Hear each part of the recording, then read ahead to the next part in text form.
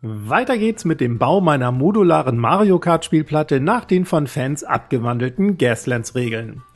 Nachdem im vorherigen Teil der Streckenverlauf geplant und bemalt wurde, folgen in diesem Video passende Deko, die Bodengestaltung und die Begrünung. Aber erstmal moin moin und herzlich willkommen zum TWS. Als erste Deko steht das Basteln sogenannter Curbs an. Das sind die roten und weißen Randsteine, die beim Rennsport die Fahrbahn von Grünstreifen oder Auslaufzonen trennen.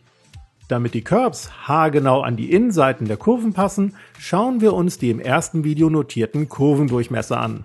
Der Wert gibt nämlich direkt den äußeren Durchmesser der Curbs an. Schneidet entsprechend aus einem Hartschaumrest ein Tortenstück ähnliches Bauteil mit diesem Durchmesser zu. Zeichnet nun einige Hilfslinien vom Kreismittelpunkt für den späteren Zuschnitt der Curbs ein, zum Beispiel im Außenabstand von ca. 1,5 cm. Zieht dann 2 cm vom Kurvendurchmesser ab, um die äußere Rundung vom Bauteil abzuschneiden. Schon habt ihr ein passend geformtes Kurven- bzw. Curbbauteil von 1 cm Breite. Das wird dann einfach klein und danach in ca. 2 mm dünne Scheiben geschnitten, was somit der Höhe der Kork-Rennstrecke entspricht, damit die Curbs bündig mit der Fahrbahn abschließen. Schneidet ausreichend Curbs-Bauteile zu, die ihr aber natürlich streng nach Kurvendurchmessern sortieren solltet. Für gerade Fahrbahnkanten schneidet ihr ganz einfach rechtwinklige und 1 cm breite Stückchen zu. Bemalt dann jeweils die eine Hälfte eurer Curbs in Rot und die andere in Weiß. Dazu ein Tipp: Gebt ein klein wenig Braun ins Weiß, damit das Weiß gebrochen wird und nicht mehr so knallig ist. Anschließend werden die Curbs mit Holzleim aufgeklebt. Fertig! Damit die modularen Platten später nicht verrutschen, könnt ihr an den Verbindungsseiten jeweils 2 Löcher für Magnete hineinbohren. Messt dafür einfach von außen einen stets identischen Abstand ab und bohrt dann ausreichend tief in den Holzrahmen hinein. Ich verwende hier einen 8 mm Holzbohrer für Magnete mit 8 mm Durchmesser. Vor dem Einkleben sollten Rahmen und Bodenflächen aber noch gestrichen werden. Ich nehme dafür ein dunkles Braun. Für große Flächen und den Rahmen bieten sich übrigens eine Farbrolle statt Pinsel an. Dann geht's nämlich deutlich schneller. Danach könnt ihr auch schon die Magnete einkleben. Achtet dabei unbedingt auf die richtige Polung. Zum Beispiel ins linke Loch immer die eine Polung und rechts immer genau die gegenüberliegende.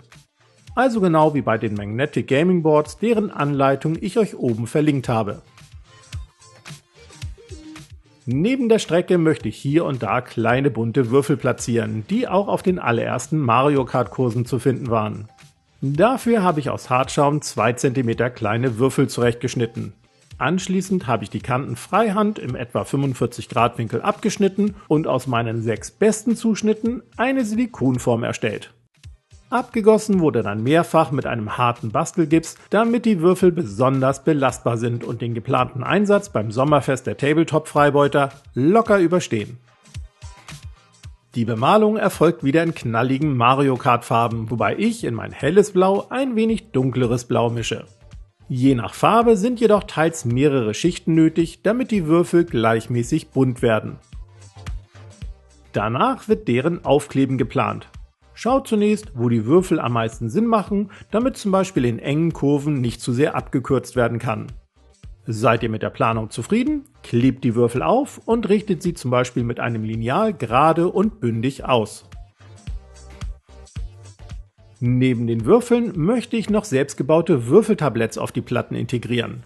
Dafür zeichne ich nun deren Umrisse auf und klebe das Innere mit Klebeband ab. Wenn ihr Interesse an einer Anleitung zu diesen Würfeltabletts habt, lasst es mich gerne in den Kommentaren wissen.